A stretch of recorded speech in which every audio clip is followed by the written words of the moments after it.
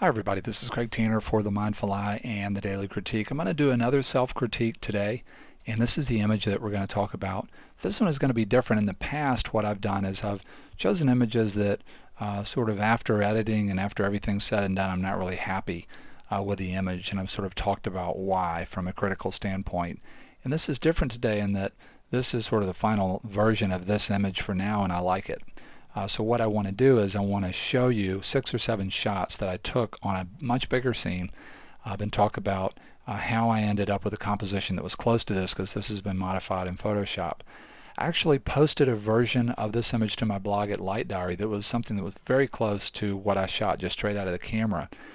But before I made that post, I created a version that was very, very similar to this, and I felt like I'd sterilized the image too much or cleaned it up too much, and I went back to something that was very close to my original capture. When I posted that to my blog, I almost immediately got feedback, and the feedback basically said, hey, we wish you would have cleaned things up a little bit, and here's where it looks a little distracting, and they were basically describing this cleaner version that I had already created. And my initial response was, I don't want to clean it up that much, it'll be too sterile. And then after sitting with the image for 4 or 5 more days and having the image grow on me and spend more time with it, I then thought, you know what, they're right. I do like the cleaner version. And so essentially what I wanted to do today in this self-critique, since this is a version of the image that I like, I wanted to show you this process and talk about sort of how this scenario that I just described evolved, and a couple of sort of key things that factored into the way I thought differently about a final edited version of this image. And I want to open this up for discussion. I've been pushing this on the Daily Critique now for a few weeks, and I just kind of want to reach an apex with this discussion today, and hopefully we'll get a nice thread started on the comments about this video. I'd love to hear about your own editing process. Would love to hear what do you do when you first look at your folder of images? You've gone out, and let's say you've shot 60 or 70 or 80 shots on some scene.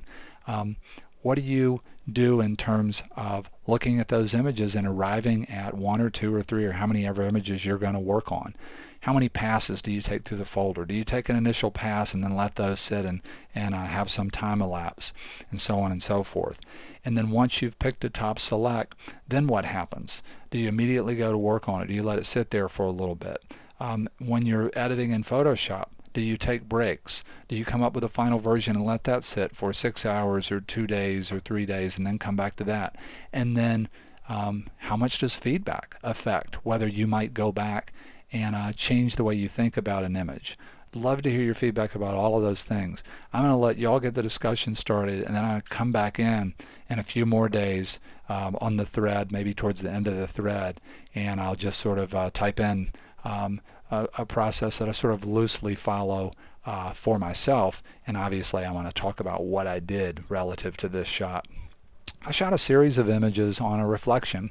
I was just walking around shooting reflections. This particular puddle really drew my eye because it seemed like there was something that had leached out of this tabby mix that I think they dredge out of the Savannah River to fill potholes and stuff. The water was very milky, and it was really interesting what it was doing to the reflections. There was already a lot of reflected blue, and because this was so milky, it was making the reflections even more ethereal. And I just thought that was beautiful. When I see something and I'm shooting like this, where I'm just walking around shooting handheld and basically just reacting. I'm just going out and just reacting to things. So much of the time I'll just shoot an initial snapshot without trying to compose. Just go, okay, let me get started. And that's what I did here. And then you'll see me compose a shot. I worked with a reflection on a diagonal. I got much closer to it. That didn't really move me that much. I went back again and I shot another descriptive shot.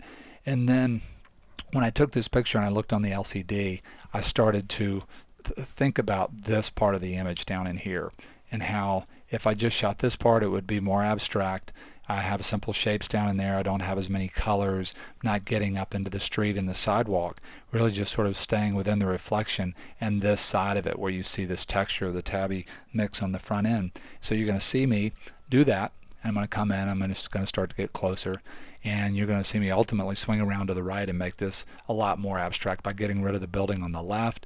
And then here's the last shot. I took this image and I thought, hey, I like it, and guy was coming down the road on a bike. He told me it was his birthday. I started talking to him and took a picture of him, and that was it. I didn't shoot anymore on this scene.